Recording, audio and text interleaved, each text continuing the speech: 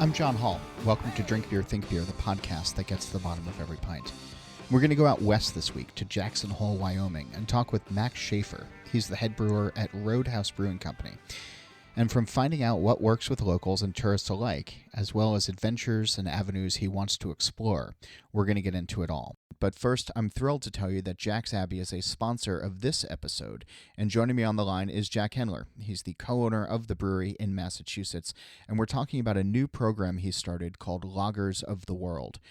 Jack, you're kicking this off with Brazil, and that beer is available now. Can you tell us about the inspiration and how it all came together? So the Brazil Lager is a collaboration with brewery Avos, which is from Sao Paulo, Brazil. And this brewery is another craft brewery that really only focuses on lager beer, which we thought was a great partnership considering our focus on lagers as well.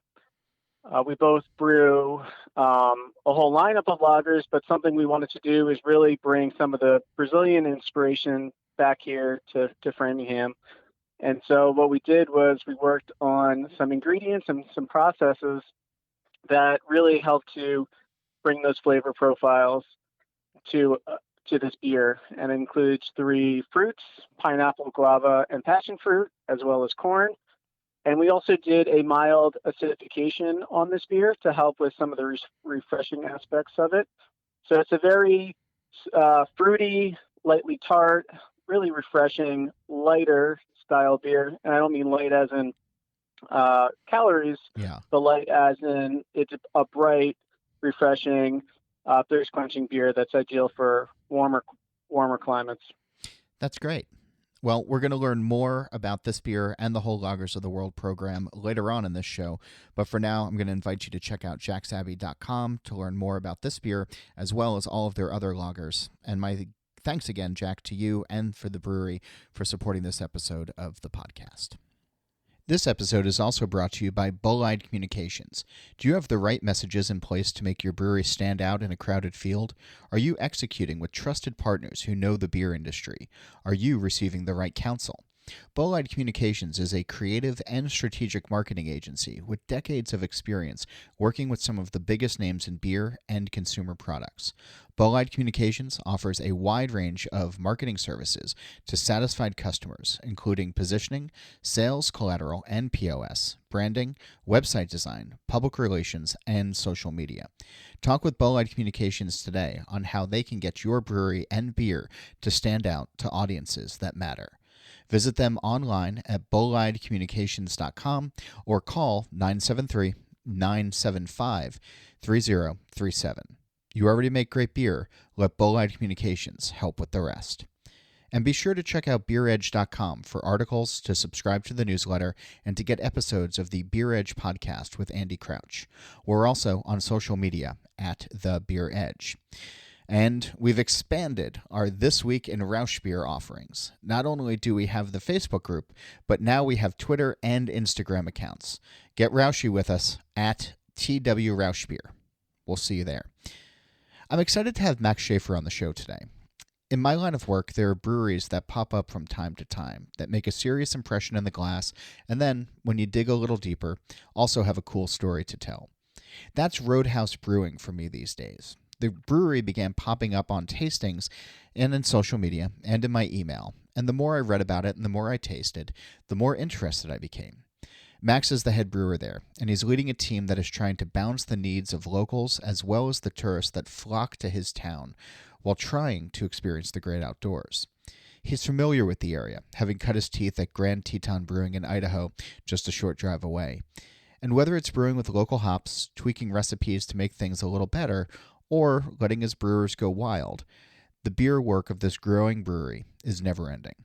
He spoke to me from behind the wheel of his vehicle, using Bluetooth, of course, because, he said, the brewery itself is pretty noisy. Here's our conversation. Is there something in one of your fermenters at the brewery right now that you're really jazzed about putting in front of people? Yeah, I've got a couple beers that I'm pretty amped up about at the moment. At our production facility, we're coming into the spring season where we do a collab with Maui Brewing Company. That's got it's a really fun, sessionable, hazy pale ale. That's And right. that's just a really fun. Garrett Marrero Everyone, was just out there last week, 2 weeks ago. he was. We had a good time with him. We brewed some of the first production batches of the season with him, and that's been a really fun kind of collaboration where we were trying to take, the gifts of the islands. So we landed on some passion fruit, some really nice fresh fruit that team has access to, and then our connection with a lot of the hop growers and kind of stuff in the hop world. So we kind of married those two things that the breweries offer. And Garrett and one of our owners and founders, Colby Cox, they've been buddies for quite some time. So I was that's been gonna really ask fun. how the relationship worked, because Wyoming and Jackson and Maui are pretty far apart. Quite far and quite different. We all the roads into Jackson this morning were closed because of this amazing snowstorm that came through, and I know every time I talk to Garrett, it's just another day in Hawaii. So quite different. But Colby, one of as I mentioned, one of our owners and founders, he does a lot with the Brewers Association, and has sat on some of the boards and subcommittees with the BA. So he got to meet Garrett through the BA and the happenings there. So from our production facility, I'm pretty pumped to get into that beer coming up, and then we have our little brew pub on the town square in Jackson, which is a little 5-barrel system. And one of my brewers brewed a beer that he has been joking is called Heinous IPA. It's got lactose and vanilla beans, and uses Sabro and Idaho 7 Nelson. It's got 16 gallons of fruit per barrel in it. It's just this crazy beer, and it was a kettle sour as well. And I remember when he approached me, he was like, "I can do whatever I want here, right?" And he's like, "Yep, like you don't have to brew IPA and cream ale, and this is where you can let loose." And he was like, "All right." And I remember when he slipped me the recipe, and I was like, "Oh God, man, this is gonna be something. We're gonna really shake Wyoming with this beer." So I'm pretty excited to see how that one turns out, and get that on draft later this week. Is there a chance that you would all taste it and be like, yeah, we're not going to do that? Like, if you get a recipe that's 9 pages long, which is what that just sounded like to me. Yeah, there's been a couple beers that we've chosen not to put on draft up at that location, just getting a little too eclectic, a little too out there. But we certainly chalk it up to learning. I have a feeling what we'll learn about this tart IPA with all those adjuncts in it. I have a good idea what we're going to learn from it, but I think people are really gonna enjoy it. But I don't see a future for it beyond 5 barrels at a time. When you say shake Wyoming with something like that, it's been a while since I've been in your state, and obviously, I haven't gone anywhere in the last year. But there are some states that are somewhat adventurous, and I would think just to the south of you, that would be one of them. But there's other states where it's still pretty even keeled, and no fuss, no muss kind of thing. Overall, where do you think Wyoming is in terms of beer drinker experimentation or craft acceptance compared with the rest of the country that you've been able to ascertain? Yeah, we've Wyoming is well, first, there's way more cows than there are people in the state of Wyoming, and you can drive for hours and hours without coming across much more than a gas station that you're not even sure if the gas pump still works. It's still pretty remote, and the Wild West. In terms of breweries, I think we only have about 26 breweries in the entire state. And my wife's from Denver, and so we spend a lot of time down in the Front Range, and I feel like I can pass upwards of 30 breweries in just a simple walk around downtown. So we're in this entire state that only has that many, and just as of late, we even actually combined, or we're working on trying to combine our brewer and distiller guild together, just for more power, because there's so few of us. When I look at kind of, what we're doing in the state of Wyoming, and something that we've really pushed as a company, as Roadhouse, is we're really trying to take this opportunity to show the state that there's a lot more than just, your big macro loggers. And so we've really pushed that and try and show people like craft and what our craft can do, from not only a, job perspective and maybe in the town of Jackson, where we do employ a fair amount of people, both at our production facility and also our restaurant, but also just what that can do, to small bars and towns, and getting these locally made and Wyoming made products into the bar. Still our number one product that we put out in the state of Wyoming is our cream ale called Family Vacation, which resonates with, I think, tourists that come through here more than maybe the locals.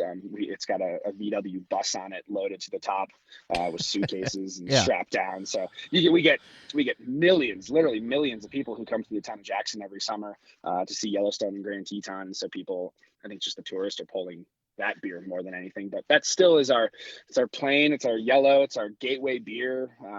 When I see people in our restaurant on the square in Jackson ordering it, or maybe they're ordering one of the large light lagers we have on tap, or in a bottle, I push them towards that. I'm like, hey, you should try this.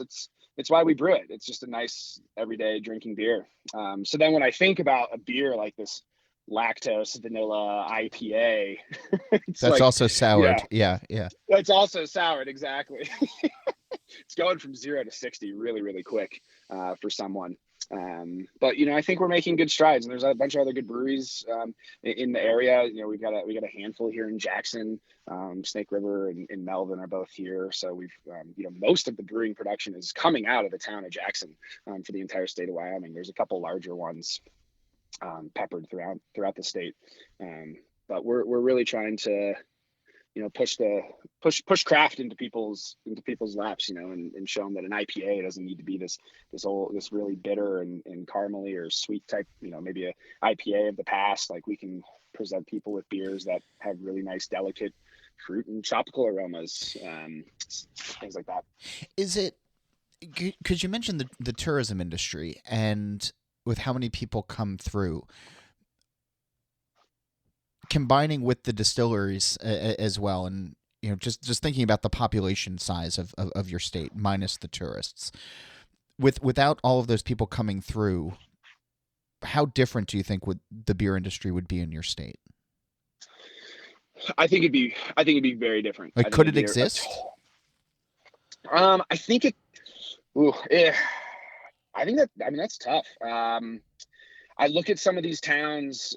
I do a lot of fly fishing, and Wyoming's a great state to fly fish in. And I drive around the state in the summer to fish, and roll into really small towns that certainly do not see the number of people that the town of Jackson does. And they have their own little brewery there. And it's really a little brewery. Some of these towns have little, 1-barrel systems, or, it's maybe a 3-barrel system in it. And people are proud to, that it's their neighbor, or it's their cousin who, and they've got the local brewery going on. But that's the only place you can get that beer. And right. More often than not, they're making 300 barrels of beer a year, maybe. Yeah. Exactly. And sometimes their bar has more guest taps on it than their own. So, you got that kind of situation, but then I look at where we're at in Jackson with our restaurant and how busy it is, and just right there on the square. And those are tourists showing up, and we see a lot of people from out of town who are coming in to enjoy our beer and have a meal, and a lot of suitcases rolling down the restaurant after people are getting off the plane. Most of them land at noon, so we get a pretty good lunch rush with a lot of people fresh off a plane coming from wherever to have a beer and a burger before they check into their hotel. But I don't think it could really. You can always tell when the day's plane has landed. Is that yeah? Yeah, exactly. You can just Sorry, that was an incredibly rude, snobbish East Coast. 3 major international airports within spitting distance of where I live. That was a really rude slight to your perfectly lovely town and your runway. So I recognized that as I was saying it, and I'm trying to be a better person. So I'm sorry for I'm sorry for that. Yeah. We certainly do have we've got a love-hate relationship with the Jackson Airport. That's for sure. So, but it's certainly why we're all here, and I look at that every day, and I've thought about it as of late too. We're able to keep doing our job and keep our employees employed and brewing beer more in a quicker clip than we ever have, because we've got people coming here to ski and be outside and take advantage of what the open space here has. So it's certainly a love-hate relationship. I think about that pretty regularly. It sounds like the pandemic hasn't really slowed you all down. No, the pandemic hasn't. We've been pretty full on. We were, I think, like most, we were in March and April back in 2020. We told some folks, like, just stay home. You can, our office, our management team, we're like, let's really get a handle on this, see what we can do, see what it's going to be about. I know personally, I was working from home for quite some time, and just trying to reduce that traffic in the brewery. But then summer came, and it looked like any normal summer here in town, and we were full steam ahead. The only noticeable difference is we weren't running kegs through our keg line. We were filling them, off bright tanks, just a couple at a time, just to keep orders happy, because people weren't ordering pallets of kegs like they normally were. We were getting one or two here and there, but canning, we really went full steam with canning. And that had been ramping up for you guys for a while anyway. It certainly had. So we opened our production facility in June of 2017. We started brewing our first batches in the production facility. We went from a 7-barrel to a 30-barrel, and so we started brewing there late June, and since then it's just been up and up, and posting some really big good growth numbers year over year, and then certainly got a little worried this year when we couldn't secure cans, and that was our key to our growth. But we have some great people that work for Roadhouse, and we got a bunch of cans, and we were able to keep cranking. So we saw some great growth still, and we're very lucky. We're very fortunate, and we all know how it's going out in the industry for some other folks, and we're quite pleased with ourselves and our team and everything that happened in the last year. Are there beers that pre-pandemic were doing gangbusters for you all on draft that haven't translated into cans? Yeah, actually, honestly, I can't think of any that the translation didn't just kind of flip over. It seems as though and what happened was a lot of our really good draft accounts just ended up buying cases of cans instead, so they weren't left sitting with a half barrel of our IPA that they tapped 2 days before they were told they had to close. So we, a lot of the restaurants and the bars in Jackson, really in the ski mountain, have been really smart about how they've been ordering. So we've just kind of seen just the switch over where people, we're just seeing the can in the case equivalent off of a keg. Wow. Nothing really's been hurting too much. And also too, it's helped because Teton Village, Jackson, the ski resort here in Jackson, has some really nice, you can walk around the base with a beer. So they've kind of had these little pop-up bars and whatnot. So there's a lot more can traffic out there, people sitting outside, sitting in common spaces out there with a can of our beer, rather than going into some of the really hot spots for Opry, because there's maybe 5 tables in it now, or people just don't want to go into a crowded Opry spot after a long day on the slope. So we've just seen that translate over right into cans, which has been awesome. More with Max Shafer in a moment. This episode is sponsored by the good folks at Jack's Abbey Craft Lagers, creators of the new Lagers of the World series. It's the result of a desire to expand their knowledge of lagers beyond their own community, culture, and traditions. To kick off this globe-trekking beer series, the brewery once again joined forces with Brewery Avos of São Paulo. Brewed with ingredients and flavors native to Brazil, it's available now, and I invite you to visit jacksabbey.com to learn more. We're also brought to you by Bull-Eyed Communications, a creative and strategic marketing consultancy with decades of experience working with some of the biggest names in beer and consumer products. Talk with Bull-Eyed Communications today on how they can get your brewery and beer to stand out to audiences that matter. Visit them online at bulleyedcommunications.com or call 973-975-3037. And now, we're back with Max Shafer, head brewer of Roadhouse Brewery in Jackson Hole, Wyoming. Have you seen consumer drinking habits change, or people flocking to different styles that you're making, or like, is cream ale taking off a little bit more with folks during the pandemic, or not, or less, or? We have seen people's drinking habits change. Certainly, we for a while there we were offering kind of like a phone-in order system out of our tap room at our production brewery, where people could order cases of beer. Or there's a pretty decent home kegerator crowd here in Jackson, and so people would order their 6-barrel of something and tack on a couple cases. And I distinctly remember this one gentleman who's a local at our bar for a while, and he always drinks our flagship IPA. And he walked in and he ordered he bought a case. And he's like, yeah, he's like, case. He's like, well, I'll see you guys in a couple weeks. Like, this should last me. And I think we saw him 2 days later. And he was like, wow. He's like, that went quick. And we're like, okay.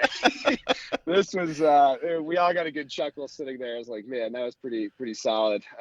We have seen, we produce a Pilsner, a really lovely Pilsner that one of my brewers always jokes with me. We talk about that beer more than any of our other beers. Like, how are we going to tweak it this time? Are we going to bump up the BUs this time? And we love this beer. And, I think it's the story of most brewers. We spend a ton of time on our beer, like our true loves, and my true love is a Pilsner. And is that Highwayman? It is Highwayman. Yeah. Okay. Highwayman. We recently rebranded that as in the lower calorie game. We wanted to see how that was going right at the beginning of it, and we've seen a pretty decent little bit of traction from Highwayman. We switched it over to a 6-pack. It wasn't a 4-pack. It's a 16-ounce can as well, and that's a big 16-ounce 6-pack is a big package here in Jackson with some of the larger players, some of the more your macro lagers, really commanding that market in the ski town. So we try to compete with that, and we've seen a pretty decent little pickup on that one as well. And I think people are becoming more aware of the alcohol. We make a lot of high octane beers. A lot of our IPA is 7.5. Our next our fastest growing SKU is our hazy IPA, the Walrus, which is 8.2%. We saw a lot of people being like, I'm going to get 1 4-pack of hazy IPA, and I'm going to get a couple 6-packs of the Pilsner, because I'm going to sit at home and I can have a couple of those as opposed to my usual handful of Walrus. When you're talking to your brewers, though, you just said something that I find really fascinating, that you're always trying to figure out how to tweak it, how to change it, how to bump up BUs, or drop them down, or however you're doing it. How often are you changing recipes or tweaking something batch to batch? There's a handful. Most of our beers are very, very stable in their recipes. One thing that I really believe in is brewing to the flavor profile. And so we spent some time trying to figure out what those flavor profiles of each of our beers are, mainly our hoppier beers. So if something was really peach forward, how do we make sure it stays that way, as opposed to kind of trending more towards, citrusy orange side of things. So crop year to crop year, we're, obviously with our hops and going through selections. We were lucky enough to be able to do a little bit of a selection this year in the midst of the pandemic. So we were able to really hone back in on some of those flavor profiles we're looking for. So those will change. Our dry hops will change, and our IPAs year to year, depending on crops and our selection. Some of our more delicate beers, like Highwayman, the Pilsner, we're brewing maybe 90, maybe 120 barrels that a month. It's our lowest volume beer. And so we really feel like we've got an opportunity to make a small tweak at it every once in a while, and not throw our consumer completely off. So, and that's one of the beauties of our little 5-barrel is we're constantly playing up there, and hopefully we can get that information we have off the 5-barrel system and can translate it back over to the production plants. So, I mean, I had Vinny Chilorzo on the show a couple weeks ago, and we were talking about when he's making incremental changes to the beer, And, sometimes it's just the thought that occurs to him, or, other times it's just something that he, is just sort of nagging at him, or, or whatever. As you're thinking about making changes, from your brewer mind, what starts to trigger a change? What starts to get that inspiration going, or that thought process going? Something that I believed in my brewing career, and I've had staff at previous breweries and even folks I work with now who have noticed this about me, but I prefer to drink through our beers before I recircle back on one of them. So I like to work down our draft list, or our employee can allocations.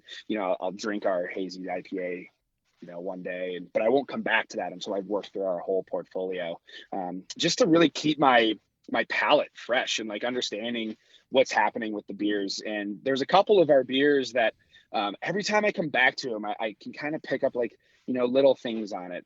The Walrus is a great example. Our hazy IPA that it's got some tangerine and some peach in it. It's got the aseptic puree, which was something that I really struggled with for a while, and that's one of the things that I'm constant. I just I didn't want to be pigeonholed as making just fruited hazy IPAs. I wanted to like really, and I have nothing. That's so weird. There are brewers who are listening to the show right now being like, "You don't?"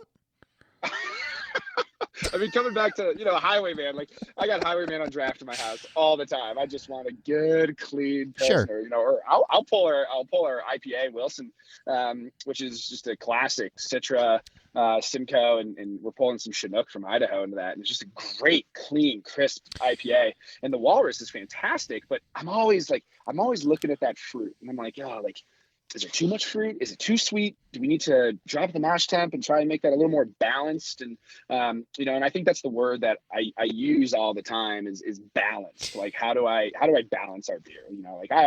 I want someone to grab one of our beers and grab another one of the same brand. And if they don't, and they grab another one, they still get that balance there. So I'm always looking and tasting through our products just to see if I can point something out in there that, is out of balance for me. Okay, but can you sort of describe what balance means for you? Because when I first came up, it was a balance between hops and malt, and water and yeast weren't even considered in the whole thing. But it was, is there, a little bitterness and a little sweetness, and are they complementary to each other? And that's such a weird thing to even think about today, because there's whole generations of beer drinkers that don't drink hops that have bitterness. It's all, right. DDH and whatever. So, or, lactose, milkshake, sour, aseptic fruit puree. What is balance for you in your brewer mind? Yeah, I'll circle back to the, what you brought up about tweaking recipes a little bit, and Highwayman is a great example, because that's a beer for me that I'm always looking for balance in. Like, it's a 4%, pretty traditional Pilsner. And what we're always looking for there is I'm looking for a little bit of bitterness, a little bit of that sweetness, just as you said. And I look for a little bit of depth in it too. I use the word flabby a lot when describing some of our beers. Sometimes it's like, it's just, it either completely dissipated like immediately, or it lingered a little bit too long, or it just wasn't there.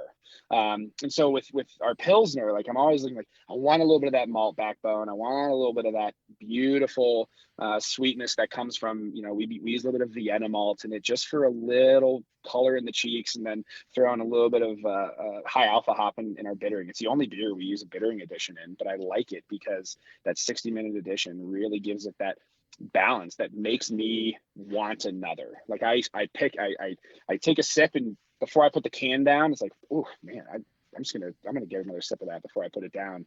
And that's the same I feel for our IPA Wilson.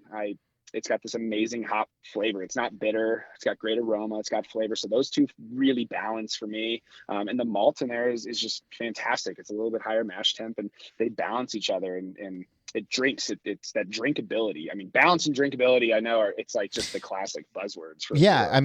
They're marketing terms, but there's something when I talk to brewers, there's something behind it. Like, your PR department's going to try to sell me on drinkability, but I want to hear, what that means for the brewer, because there are tangibles there. Right. I think the word balance slides on the scale as year to year as our consumers are changing their minds about what they like in their beer. And right now for me with Wilson is I get people who sit at the bar at our restaurant and say, I don't like IPAs. I'm like, okay, let me just pour you one or two of them. I think you'll really, really enjoy it. And one that gets people every time, I see it at beer festivals too. And I pour someone a little pour of Wilson and they're like, wow, like I didn't know like this is what IPA could do. Like it's, I get this amazing fruit flavor and I get this great aroma. And it reminds me of of peaches, and it's not bitter, that's what I expected. It's not bitter. It's like, exactly, and I see them just sitting there sipping pretty quickly on a little 5 ounce pour of it. And before I know it, I've poured them another 16 ounce pint and they're pretty content. And so it's just that ability to just constantly pick up the glass and take a sip and enjoy each one over and over, without overwhelming one component of our consumers' palate or sensory overload or anything like that. On the whole hop front, and I know Idaho is literally next door to where you guys are, and the border is actually not that far, but the hop farms are pretty much on the other side of the state, right? Yeah, they are. They're out in the western part of Idaho, out in Parma and Wilder. It's just a little outside of Boise, right on the Snake River Plain out there. Yeah, but is it? I mean, given a huge expanse of space, but also just it being your neighbor, like is there a preference that you have for Idaho hops over maybe ones that come from Washington and Oregon or other states? Definitely, I would say definitely. I actually live, just to complete that for you. I mean, the Idaho border is the Teton Mountain Range. Yeah. And I live on the other side of the Tetons, because Jackson is in a spot right now where not much of our workforce can afford to live here in Teton County. So I live over in the Idaho side and have for about 10 years now, and just fallen in love with the hops coming out of Idaho. We have a great relationship over there with people and with a bunch of the growers and Mill 95, which is one of the dealer processors, new pellet mill out there. Yep. And so I think there's that relationship too for me that I've really fallen in love with in having. And also too, the quality of hops coming out of Idaho right now are phenomenal. And we certainly buy hops from Oregon and Washington. Yeah. And I have no problem I'd be with it. surprised if you didn't, but yeah. Right. Yeah. But I mean, I think it was about 2 years ago, I was walking through Diane Gooding's bale warehouse, and she was like, hey, you should smell this, and pulled me a little sample out of this bale. And I was with two of my other brewers, and we were like, wow, this is amazing. Like what is this? And guessing all the the hot ones. I'm like, this has got to be Citra. And one of my guys like, it's got to be Mosaic. Like, this is just the most incredible aromatic hop ever. And she's like, no, these are Chinooks. And it's like, what? Like, oh my God, like Chinook. Like, I didn't know Chinook could do this. And I think the passion behind the families and the folks growing hops in Idaho right now is really translating into that product. And we try and pull as much Idaho hop as we can right now. In fact, one of our rotating hazy IPA series called Mountain Jam, volume 6 is out right now, and it's got hops exclusively from Idaho. And then a hop from the Hop Research Council, which we're a member of, an experimental varietal. And I just wanted to show that we can use Cascade, Centennial, and Chinook in a beer and blow people's minds. And it's all these beautiful hops coming out of Idaho. And this beer is doing some really cool stuff for us, and we're reading about it and people are loving it. So I do have a love for the Idaho side. That might also be because I live in Idaho and I'm pretty proud to be over there, but there's just some great quality stuff coming out of Idaho. What are you looking for in hops? There's a lot of experimentation coming out these days. There's a lot of the growers are talking with brewers more and more, saying, what are you looking for? What can we potentially give you that you'd be interested in spending a lot of money on. What is it for you? What would you love to get aroma wise, taste wise out of hops that you haven't been able to fully grasp yet? Yeah, I think I'm still looking maybe for the actual words, the actual flavor and aroma descriptors. But one thing we're really involved in this one new hop. It's got some crazy number, but the last three digits are 074. It's this hop that Dr. Henning is working on, and we're sponsoring some of that growth, some acreage this year, and it's the hop that's in Mountain Jam right now. And I remember when we got it. When the Hop Research Council sent us out, all the members, all of the new cuts for this year in pellets, and I was smelling it. I was like, this is like, there's something different about this, but it still has this amazing tropical and great citrus flavor. All those buzzwords that we look for when we're looking for big IPA pale, hops. But when I looked at the lineage of it, it's got some old school hops in it, and it's cool how. We use a lot of Citra. We use a lot of Mosaic. We use a ton of Eldorado. We use all those really new school hops.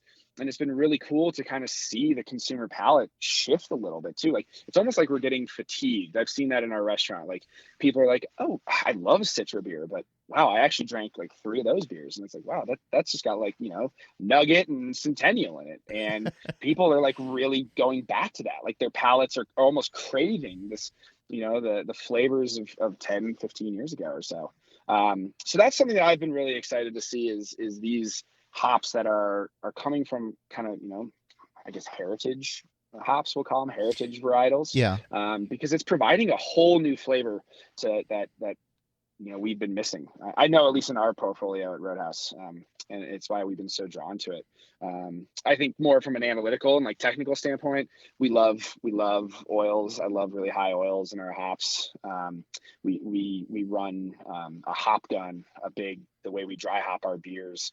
So we're able to recirculate our production tanks through a very large contained unit. It's made by Browcon, and can fit 300 or 400 pounds of pellets into this thing, and we have to build a deck around it, and it's absolutely insane. And it's helped us too reduce some usage, which is fantastic, but not the point of it. It's just what it does is just pulls out such great flavor and aroma, and we've seen that with higher oils. I've seen that as our crops have shifted too. Like, if we get a bigger oil hop in there, it just, the way the pellets get broken up and fully immersed into the beers is just absolutely fantastic.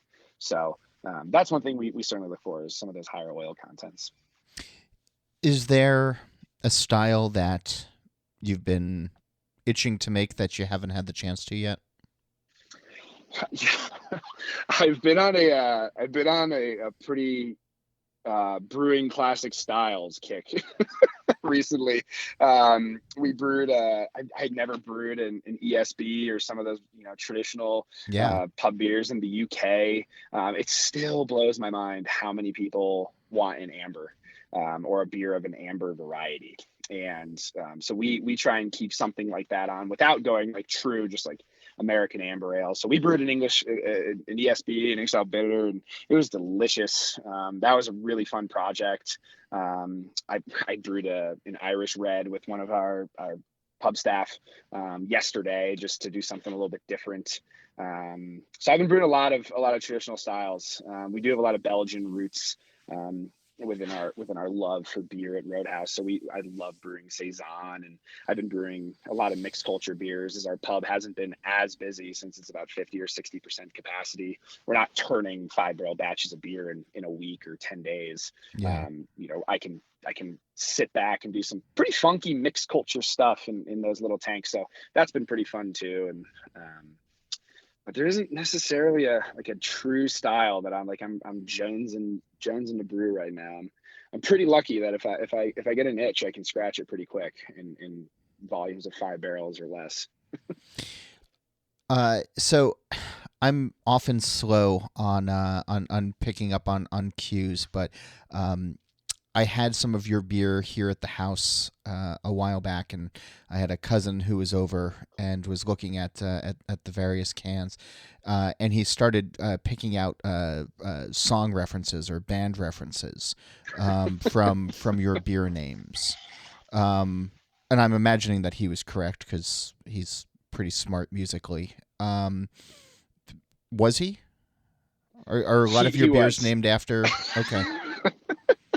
He Is that was. something that's in your marketing material that I just like totally blew past, or is this just for people who are paying attention? uh, uh, yeah, that's a great. I mean, I think I think you got to be in the know to a certain extent Okay. on some things. The walrus is a pretty easy one, you know. And Well, if you read the sure. side of the can, you know, it's got that. But we've got a deep love for music at Roadhouse. I think it was a fish reference that he. It was. Okay. Yeah. Which again, I wouldn't. Yeah. It absolutely was a fish reference. Almost all of our beers have some sort of reference to fish in some way. Okay. Some of them are pretty deep tracks. And one of our co-owners and founders is a big fish guy, and some folks who worked for the company for a long time back when it was getting started in 2012 were big fish folks. And I remember my first full year in 2017. The whole brewery. I walked up my first full day, and I was like, "What's up with the name of our beers?" Like, I'm just curious. I'm getting an orientation from our director of sales, who's a very dear friend and a very avid and big fish fan.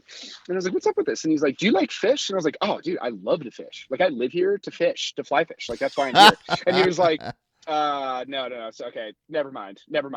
So I'm not a big fish band kind of guy. We listen to it a lot, and I've gotten to really understand it a lot more. But later that summer, the entire brewery closed because everyone went down to fish in Denver for 3 days. And I was like, oh wow, everyone's gone. Like, where's everyone going? And it just was, I was clueless because that's not my thing. But some of them are really deep tracks. You really got to know you've had to be around fish for a long time to really pick up on, I think, a lot of the things that go on those cans. Okay. But yeah. Well, I guess it's a good thing that you guys aren't in the New York City area when they take over Madison Square Garden for all of New Year's week, because if you guys shut down for 3 days when they're in Denver, yeah. One year we ran rotations where it was quite akin to who gets to go to GABF. It was like, no, you can go to these 2 nights and you got to come back and you're gonna fly out for these 2 nights, and it's this whole wheeling and dealing, like who's gonna be able to go when, and but it always works out for folks, and I'm usually the one left because I'm not flying to Madison Square Garden.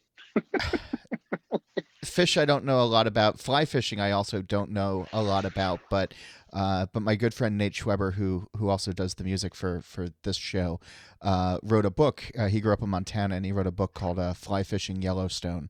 And he's a big angler and loves fly fishing. And I'm wondering if there are correlations in your mind between the beer and music experience and the beer and fishing experience. Yeah, that big time. It's so much of our beer and the way I like to brew our beer and design recipes for new products. I certainly have kind of the outdoor experience in mind. It's why we're in cans. Everyone at the brewery does something outside. We all ski or mountain bike, or I can't tell you how many rafts and drift boats are owned collectively within the company, and we all are spending times on the river, just being outside. It's so much of why we live here and live in the Tetons. We have this huge playground at our disposal, and it's great to have a beer in hand with it. 2 of our products flip seasonally based on and the branding also flips with them to correlate with the season where we have. So we're currently in Loose Boots, which is our Opry IPA, nice little session IPA at 5% and delicious. And there's some ski boots on the front of that, and we kind of do that in like a little bit of a collaboration with a local apparel company here in Jackson called Stio.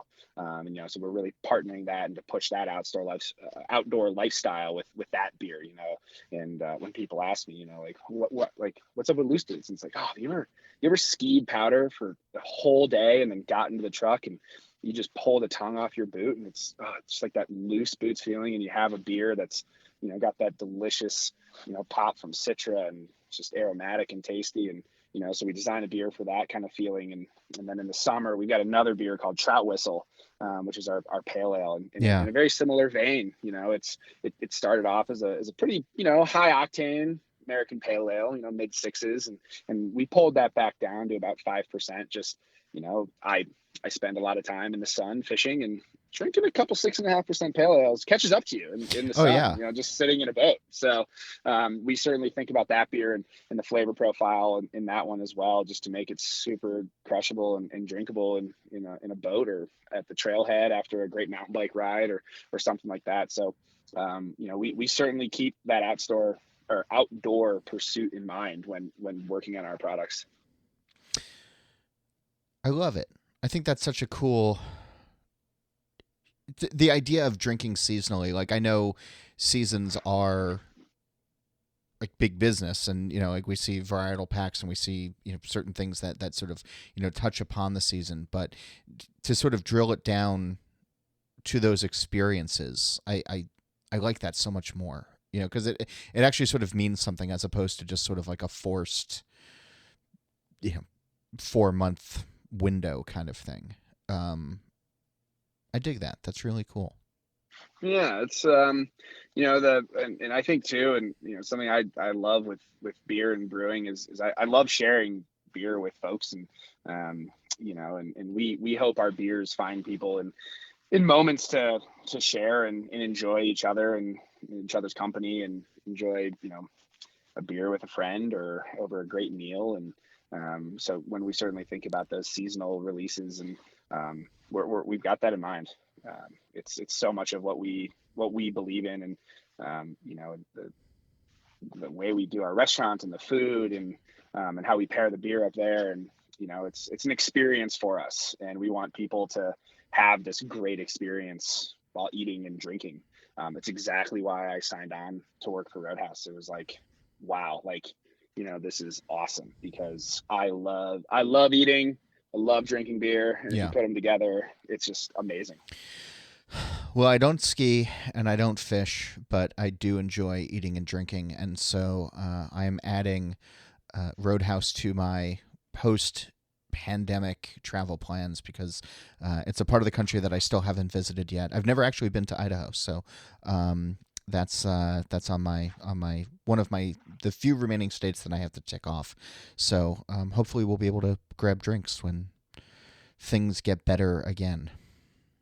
I'm looking forward to it. We can knock off Wyoming and Idaho quickly as you get back out to Wyoming, and I look forward to sharing a pint for sure. Max, thanks for taking the time and being on the show today. I really appreciate it. John, my pleasure. It was a lot of fun to talk, and stay safe out there, and look forward to sharing that pint and having a snack someday. My thanks again to Max for taking the time, for his insight, and for getting me thirsty. I got to add his brewery to the list of places I'm going to visit after I get 2 shots in the arm. What about you? Where do you want to go? Tell me about it. I'm on email at John Holl, it's JOHNHOLL at beeredge.com, or you can join the conversation on Twitter at John_Holl. And be sure to check out beeredge.com for articles, to subscribe to the newsletter, and to get episodes of the Beer Edge podcast with Andy Crouch. We're also on social media at The Beer Edge. And as I mentioned earlier, we've expanded our This Week in Rausch Beer offerings. Not only do we have the Facebook group, you can search This Week in Rausch Beer, but we also now have Twitter and Instagram accounts. Get smoky with us at TW Rausch Beer. And if you're interested in advertising, we have surprisingly affordable rates and would love to tell you more. Please reach out to Liz Melby. She's on email at liz@beeredge.com. And speaking of advertising, we are very grateful for this episode's sponsors. Do you have the right message in place to make your brewery stand out in a crowded field? Are you executing with trusted partners who know the beer industry? Are you receiving the right counsel? Bolide Communications is a creative and strategic marketing consultancy with decades of experience working with some of the biggest names in beer and consumer products. Bolide Communications offers a wide range of marketing services to satisfied customers, including positioning, sales collateral, and POS, branding, website design, public relations, and social media. Talk with Bolide Communications today on how they can get your brewery and beer to stand out to audiences that matter. Visit them online at bolidecommunications.com or call 973-975-3037. You already make great beer. Let Bolide Communications help with the rest. As promised, Jack Hendler of Jack's Abbey in Massachusetts is back with us, and the brewery is a sponsor of this episode, and I'm thankful for that. And we're talking about the brewery's new Lagers of the World series, which kicks off this month with a Brazilian lager.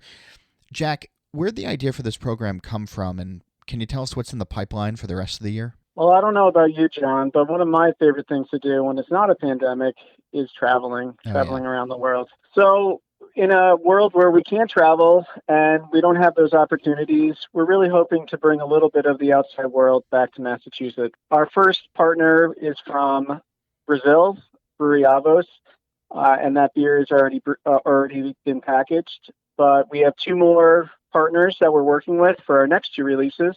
One brewery from Australia, another brewery from Japan. And we'll also be working on a fourth collaboration for the end of the year with another partner from around the world. So this whole idea of this cultural communication, while we can't actually visit or travel, is the whole idea behind this partnership. That's great. And thanks, Jack. And be sure to go pick up the Brazil edition made with Brewery Avos, which is now available. And it's part of the Lagers of the World series by Jack's Abbey. And you can find that where Jack's Abbey's beers are found. And be on the lookout for the rest of the series throughout 2021.